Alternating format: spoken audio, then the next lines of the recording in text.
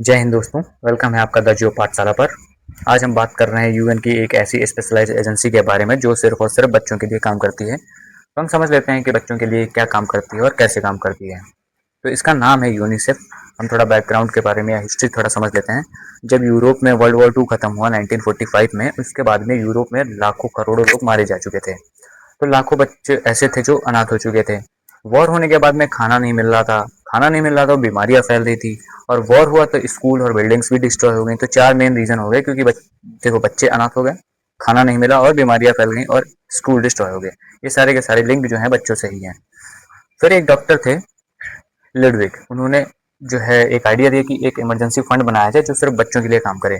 तो 1946 में जो है यूएन की जनरल असेंबली है, उसने एक अप्रूवल दिया कि चलो यूनिसेफ बनाया जाए। तो फिर यूनिसेफ बनाया गया। तो सबसे पहले यूनिसेफ का जो भी फुल फॉर्म था वो था United Nations International Children's Emergency Fund. फिर कुछ दिनों बाद इंटरनेशनल और इमरजेंसी वर्ड्स को हटा दिया गया, पर शॉर्ट फॉर्म वही है, यूनिसेफ ही।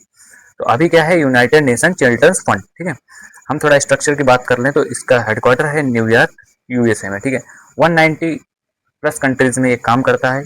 और ये यूएन की जनरल असेंबली है उसके अंतर्गत आता है। ठीक है। तो सबसे बड़ा मुद्दा या सबसे बड़ा फैक्टर ये है कि इसको पैसा कहाँ से मिलता है। तो भाई, इसको पैसा या यूएन देता है या कोई और देता है। तो भाई, इसका आंसर है कि यूएन तो पैसा नहीं देता है। और सबसे ज़्यादा इसको पैसा मिलता कहाँ से है और कौन देता है। तो भाई, इसको पैसा मिलता है वॉलेंटरी कॉन्ट्रीब्यूशन से। वॉलेंटरी कॉन्ट्रीब्यूशन होते क्या हैं, जैसे गवर्नमेंट या प्राइवेट डोनेशन। ठीक है, उनको हम लोग बोलते हैं वॉलेंटरी कॉन्ट्रीब्यूशन। तो ये उनसे ये जो है, जो भी वॉलेंटरी कॉन्ट्रीब्यूशन होते हैं, उनसे जो भी पैसा आता है वो सिर्फ और सिर्फ बच्चों का लगाता है। ठीक है। तो इसके मेन 5 फोकस एरियाज हैं। पहला है चाइल्ड सर्वाइवल एंड हेल्थ। दूसरा है एजुकेशन। तीसरा है चाइल्ड प्रोटेक्शन। और चौथा है वाटर सैनिटाइजेशन एंड हाइजीन। पांचवा है ह्यूमनिटेरियन रिस्पॉन्स। ठीक है। तो हम एक एक करके समझ लेते हैं। ठीक है। हम पहले बात कर लेते हैं चाइल्ड सर्वाइवल हेल्थ के बारे में। ठीक है। तो इसमें क्या होता है ना, जो भी रूटीन वैक्सीन होते हैं उन प्रोग्राम्स को चलाता है। और जो भी एचआईवी इन्फेक्टेड बच्चे होते हैं या एड्स से इन्फेक्टेड बच्चे होते हैं उनकी देख रेख करता है। ठीक है। जो भी न्यूबॉर्न बेबी होते हैं, इन्फेंट जो भी इन्फेंट मोर्टलिटी होती है उसको कम करना, ये सारी चीज़ें देखता है। ठीक है इसमें। फिर दूसरा है एजुकेशन। एजुकेशन में ना एक कैंपेन चलता है, एजुकेशन फॉर ऑल। इसमें ना गर्ल्स पे ये स्पेशली फोकस करता है, क्योंकि बहुत से देशों में लड़कियां जो हैं स्कूल नहीं जाती हैं या उनको नहीं भेजा जाता है। तो अभी क्या है, देखो इस 2026 में देखो तो अभी ऑलमोस्ट सारी लड़कियां स्कूल जाती हैं। ठीक है। और तीसरा क्या था, इमरजेंसी जब हो जाती है, जैसे वॉर हो गया या डिजास्टर आ गया कोई भी, जैसे भूकंप या सुनामी आ गई, तो स्कूल्स कैसे चलने हैं वो सारी चीज़ें भी देखता रहता है। ठीक है। तो एक कैंपेन है back to learning. Back to learning campaign जो है वो बच्चों, जो भी बच्चे होते हैं जो स्कूल छोड़ देते हैं, काम करने लग जाते हैं, उनको वापस स्कूल में लाना। बैक टू लर्निंग कैंपेन से होता है कि मतलब जो भी बच्चे काम छोड़ दिए उनको वापस ले आए स्कूल में। ठीक है। फिर होता है चाइल्ड प्रोटेक्शन। ठीक है। इसमें क्या होता है, जो भी चाइल्ड लेबर्स होते हैं, जैसे चाइल्ड लेबर, छोटे छोटे बच्चों से काम कराना, तो उसको बंद कराना। ठीक है। जो भी छोटे बच्चों की शादियां हो जाती थी, स्पेशली गर्ल्स, उनकी शादियों को रोकना या मैरिज को रोकना।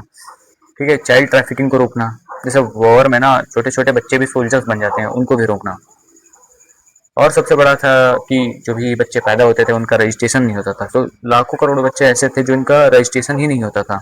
तो यूनिसेफ ये रजिस्ट्रेशन भी करवाता था। तो ये काम भी करता था। ठीक है। उसमें भी ये काम कराता था, अभी भी करता है भाई। चौथा है वाटर सैनिटाइजेशन एंड वॉश। ठीक है। तो इसमें क्या है, जो भी पानी है स्वच्छ पानी होना चाहिए, वो प्रोवाइड करना। टॉयलेट्स जो भी हैं वो बनी होनी चाहिए, क्योंकि साफ सफाई रखना चाहिए। और एक कैंपेन चलता है हैंड वॉशिंग का, वो भी। और जो स्कूल्स होते हैं उसमें टॉयलेट्स क्लीन होनी चाहिए, क्योंकि गर्ल्स के लिए इम्पोर्टेंट है। क्योंकि अगर जो गर्ल्स स्कूल में जा रही हैं, जिस स्कूल में जा रही हैं, वहाँ का टॉयलेट साफ नहीं है, तो वहाँ पे जो भी लड़कियाँ पढ़ती हैं वो फिर कॉलेज से इरिटेट होकर के कॉलेज छोड़ देती हैं। ठीक है। पांचवा है ह्यूमनिटेरियन रिस्पॉन्सेस। इसमें जो नेचुरल डिजास्टर्स होते हैं, जैसे फ्लड हो गया। ठीक है। फ्लड, अर्थक्वेक, इन जैसे डिजास्टर्स में बच्चों की हेल्प करना। वॉर जोन जैसे सीरिया, यमन, गाजा। अभी गाजा तो न्यूज़ में भी था, उसमें भी यूनिसेफ काफ़ी एक्टिव रहा था। ठीक है। जो रिफ्यूजी कैंप्स होते हैं उसमें बच्चों की देख रेख करता है। ठीक है। अब बात करते हैं यूनिसेफ की जो भी बड़ी अचीवमेंट्स हैं उनके बारे में। ठीक है। तो पोलियो के केसेस में 99% को तो पोलियो के केस में 99% रिड्यूस कर दिया है दुनिया में, ठीक है। स्मॉल पॉक्स इरेडिकेशन में भी हेल्प करी, और चाइल्ड मोर्टेलिटी रेट जो था 1990 में वो था, जैसे 1000 बच्चे थे तो 97 बच्चे या 93 बच्चे मर जाते थे उस टाइम पे, ठीक है, जो कि अब घट करके 37 बच्चे रह गए। तो जैसे अभी क्या है, 1000 बच्चे पैदा हुए तो 37 मर रहे हैं, पहले कितने थे, 93, ठीक है, अभी 37 रह गए। और जो अचीवमेंट सबसे बड़ी ये है कि ये गर्ल्स जो भी हैं इनके एजुकेशन पे देखो, 1990 में ना 10 करोड़ से ज़्यादा लड़कियां स्कूल नहीं जाती थी, अभी 2026 में देखें तो ऑलमोस्ट 99.99% लड़कियां स्कूल जा रही हैं, ठीक है। ये भी एक बहुत बड़ी अचीवमेंट है। इंडिया और यूनिसेफ के बारे में देखें तो 1949 से ही इंडिया में एक्टिव है, क्योंकि जब ये बना था तो तभी से इंडिया भी इसी में ज्वाइन है, ठीक है। तो इंडिया भी इसका बहुत पुराना मेंबर है या पार्टनर है, ऐसे समझ लो। तो जब पोलियो इरेडिकेशन हुआ था ना 2014 में, ठीक है, तब भारत को पोलियो फ्री मुक्त किया था डब्ल्यूएचओ ने। जैसे कि हम लोग पिछली वीडियो में देखा था कि डब्ल्यूएचओ ने पोलियो फ्री 2014 में इंडिया को बोला था, ठीक है। तो उसमें भी डब्ल्यूएचओ और गवर्नमेंट, इंडियन जो गवर्नमेंट था उसका इंसेंटिव था, और उसके साथ साथ में यूनिसेफ भी उसी में काम करता था या कंबाइंड एफर्ट करता था। सबसे बड़ा एक मिशन था स्वच्छ भारत मिशन, उसमें भी सपोर्ट करता है ये। और बेटी बचाओ बेटी पढ़ाओ कैंपेन जो है उसमें भी सपोर्ट करता है। पल्स पोलियो कैंपेन में भी सपोर्ट करता है, जो तुमने सुना होगा ना, जो 2 बूंद जिंदगी के, वही है पल्स पोलियो कैंपेन, ठीक है। उसमें भी यूनिसेफ जो है बच्चों के लिए हेल्प करता है, ठीक है, और अवेयरनेस फैलाता है, ठीक है, यूनिसेफ के बारे में। जैसे कि बच्चों को स्कूल भेजना है, बच्चों से काम नहीं कराना है, साफ सफाई रखनी है, ये सारी चीज़ें, ठीक है। तो आज के लिए इतना ही, हम समझेंगे नेक्स्ट वीडियो में एक और टॉपिक के बारे में चर्चा करेंगे। जय हिंद, ध्यान रखो। बाकी वीडियो कैसी लगी कमेंट में अपनी राय ज़रूर दें, अच्छी लगी हो तो लाइक करें, फॉलो करें और सब्सक्राइब करें। Thank you.